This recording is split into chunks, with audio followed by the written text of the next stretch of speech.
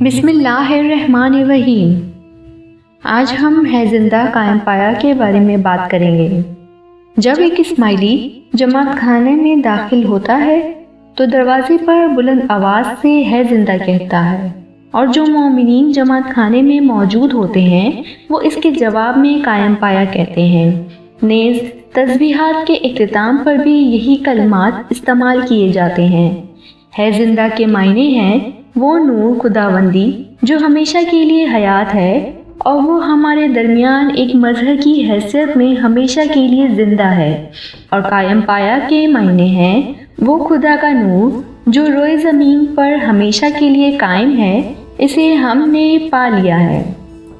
ہے زندہ قائم پایا کا طریقہ بھی ہمارے دیگر مذہبی مناسک کی طرح ہمارے پیروں کا عطا کردہ ہے۔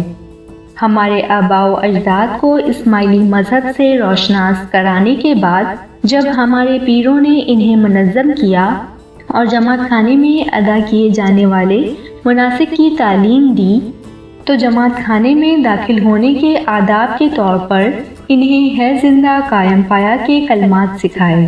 گنانوں کے متعلق سے یہ واقعہ بھی سامنے آتا ہے کہ ایک مرتبہ جب پیر صدر دین زمانے کے امام علیہ السلام کے دیدار کے لیے ایران گئے، تو جس وقت امام زمان نے انہیں دیدار مبارک سے نوازا تو امام علیہ السلام نے ہے زندہ فرمایا، اور اس کے جواب میں پیر نے قائم پایا کہا۔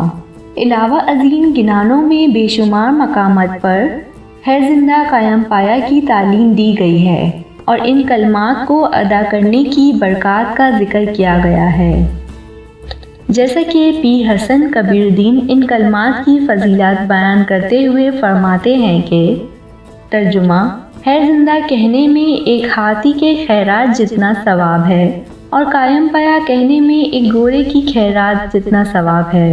اے مومنین، تم اس بات پر عمل کرنا تو آگے دائمی مقام پاؤ گے۔